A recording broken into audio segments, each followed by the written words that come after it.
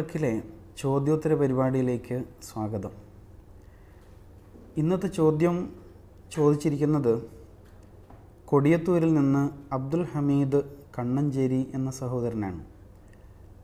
അദ്ദേഹത്തിൻ്റെ ചോദ്യം ഇതാണ്: ഹജ്ജ് ചെയ്തവരെ ഹാജി, ഹജ്ജുമ്മ എന്ന് വിളിക്കുന്നതിൻ്റെ ഇസ്ലാമിക വിധി എന്ത്?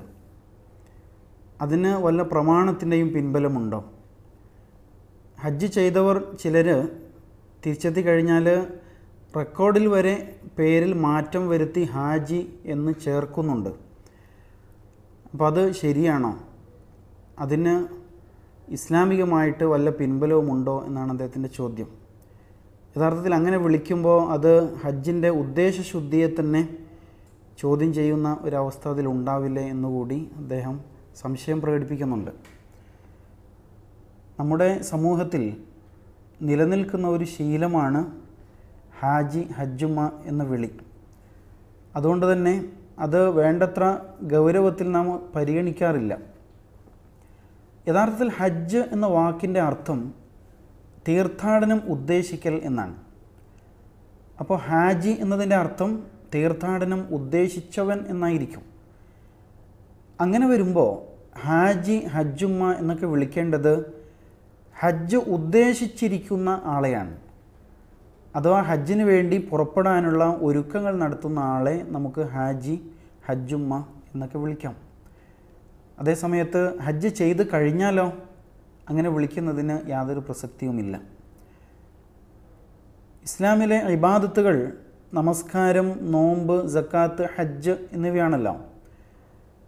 മറ്റ് ഇബാദത്തുകളും നമ്മളൊക്കെ അനുഷ്ഠിച്ചുകൊണ്ടേ ഇരിക്കുന്നുണ്ട്. പ്രത്യേകിച്ച് നമസ്കാരം, 5 നേരത്തെ നമസ്കാരം വിശുദ്ധ ഖുർആനിൽ വളരെ പ്രാധാന്യപൂർവ്വം ഹജ്ജിനേക്കാൾ കൂടുതൽ തവണ ആവർത്തിച്ച് പറഞ്ഞിട്ടുണ്ട്. പക്ഷേ നമസ്കരിക്കുന്നവരെ ആരും മുസല്ലി എന്ന് ചേർത്ത് വിളിക്കാറില്ല. ഇപ്പോൾ മുഹമ്മദ് എന്ന ആൾ നമസ്കരിക്കുന്നുവെങ്കിൽ മുഹമ്മദ് മുസല്ലി എന്ന് വിളിക്കാറില്ല. അതുപോലെ സക്കാത്ത് നൽകുന്ന ആളെ മുസക്കി എന്ന് വിളിക്കാം, പക്ഷേ മുഹമ്മദ് മുസക്കി എന്ന് വിളിക്കാറില്ല. അതുപോലെ നോമ്പെടുക്കുന്ന ആളെ സ്വായിം എന്ന് വിളിക്കാം, നോമ്പുകാരൻ, എന്നാൽ മുഹമ്മദ് സായിം എന്ന് വിളിക്കാറില്ല. അതേപോലെ ചിന്തിക്കുമ്പോൾ ഹാജിയെ മാത്രം മുഹമ്മദ് ഹാജി എന്ന് ചേർത്ത് വിളിക്കുന്ന ആ ശൈലി സ്വീകരിക്കേണ്ടതില്ല എന്ന് തന്നെയാണ് നമുക്ക് മനസ്സിലാക്കാൻ കഴിയുക. പ്രത്യേകിച്ച് പ്രവാചകൻ സ്വല്ലല്ലാഹു അലൈഹി വസല്ലമയിൽ നിന്നോ അതുപോലെ സ്വഹാബിമാരിൽ നിന്നോ പിൽക്കാല താബിഈ പണ്ഡിതന്മാരിൽ നിന്നോ മുജദ്ദിദുകളിൽ നിന്നോ മറ്റ് മദ്ഹബിൻ്റെ ഇമാമന്മാരിൽ നിന്നോ ഒന്നും ഇങ്ങനെ വിളിക്കണം അല്ലെങ്കിൽ വിളിക്കൽ അതിൻ്റെ മര്യാദയാണ് എന്ന അർത്ഥത്തിൽ അതിന് പ്രേരിപ്പിക്കുന്ന യാതൊരു തെളിവും നമുക്ക് കണ്ടെത്തുവാൻ കഴിയുന്നില്ല എന്നുള്ളതാണ്. പ്രത്യേകിച്ച് ചില ഘട്ടങ്ങളിൽ അബ്ദുൽ ഹമീദ് സാഹിബ് സൂചിപ്പിച്ചതുപോലെ അല്പം അപകടകരമായ ഒരു വശവും അതിലുണ്ട്. ഹാജി എന്ന് വിളിക്കപ്പെടുമ്പോൾ ഹജ്ജ് ചെയ്ത ആൾക്ക് മനസ്സിൽ വല്ലാത്തൊരു സന്തോഷം അനുഭവപ്പെടാം. അതേസമയം ഹാജി ചേർക്കാതെ വിളിക്കപ്പെടുമ്പോൾ മനസ്സിൽ അസ്വസ്ഥത തോന്നുക. അയാൾ എന്നെ ഹാജി എന്ന് വിളിച്ചില്ലല്ലോ, അത് എന്നെ അപമാനിച്ചതിന് തുല്യമല്ലേ എന്ന നിലക്ക് ഒരാൾ ചിന്തിക്കുമ്പോൾ തീർച്ചയായും അത് അയാളുടെ ഹജ്ജിൻ്റെ ഉദ്ദേശശുദ്ധിയെ തന്നെ ബാധിച്ചേക്കാൻ ഇടയുണ്ട്. ഞാൻ ഹജ്ജ് ചെയ്തവനാണ് എന്ന് മറ്റുള്ളവരെ അറിയിക്കുവാനുള്ള ഒരു ശ്രമം അതിൻ്റെ പിന്നിലുണ്ട് എന്ന് തന്നെ നമുക്ക് മനസ്സിലാക്കാൻ കഴിയും. യഥാർത്ഥത്തിൽ ഹജ്ജ് സാമ്പത്തിക ശേഷിയുള്ള, ശാരീരിക ശേഷിയുള്ള, അതുപോലെ യാത്ര ചെയ്യാൻ കഴിവുള്ള ആളുകൾ മാത്രം അനുഷ്ഠിക്കേണ്ട ഒരു കർമ്മമാണല്ലോ. ഒരു വിശ്വാസിയെ സംബന്ധിച്ചിടത്തോളം നിർബന്ധമായി അനുഷ്ഠിക്കപ്പെടേണ്ട ഒരു കർമ്മമാണ്. അതിന് കഴിവുണ്ടെങ്കിൽ മാത്രം, അല്ലെങ്കിൽ അയാളത് ചെയ്യാൻ ബാധ്യസ്ഥനുമല്ല. തീർച്ചയായും അള്ളാഹുവിൽ നിന്ന് പ്രതിഫലം ആഗ്രഹിച്ചുകൊണ്ട് അനുഷ്ഠിക്കപ്പെടുന്ന ഈ മഹത്തായ അനുഷ്ഠാനം ഈ അർത്ഥത്തിൽ ഒരു പ്രകടനാത്മകമായ ഒരു തലത്തിലേക്ക് കൊണ്ടുപോകുന്നത് തീർച്ചയായും നിർഭാഗ്യകരമായിരിക്കും. ഒരുപക്ഷെ കേരളത്തിൽ ഈ ഒരു വിളി വന്നത് മുമ്പ് കാലത്ത്, കഴിഞ്ഞ തലമുറകളിലെ ഹജ്ജ് വളരെ സാഹസികമായൊരു കൃത്യമായിരുന്നു. സമൂഹത്തിൽ ഹജ്ജ് ചെയ്തവർ വളരെ വിരളമായിരുന്നു.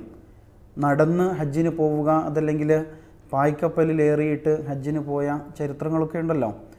പലപ്പോഴും അവരിൽ ചിലരെങ്കിലും അവിടെ വെച്ച് മരണപ്പെട്ടു പോകാറുണ്ട്.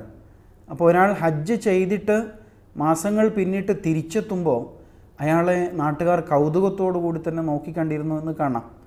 അതുകൊണ്ടൊക്കെ ആയിരിക്കാം ഒരുപക്ഷെ ഹാജി എന്ന് പ്രത്യേകമായിട്ട് തന്നെ വിളിക്കപ്പെടുന്ന ഒരു സാഹചര്യം ഉണ്ടായത്. അതേസമയം മക്കയിലും മദീനയിലും ഹജ്ജിന് വേണ്ടിയിട്ട് വന്നു ചേരുന്ന, അതുപോലെ അവിടെ തീർത്ഥാടകരായിട്ട് എത്തിച്ചേരുന്ന, ഉംറ ചെയ്യാനൊക്കെ എത്തുന്ന ആളുകളെ, സ്ത്രീ പുരുഷന്മാരെയൊക്കെ ഹാജി, ഹാജ എന്ന് തന്നെ അഭിസംബോധന ചെയ്യുന്നത് കാണാം.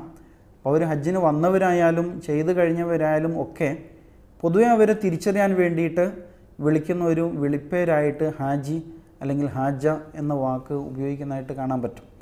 അപ്പം അങ്ങനെ വിളിക്കുന്നത് കൊണ്ട് തകരാറുണ്ട് എന്ന് പറയാൻ സാധ്യമല്ല.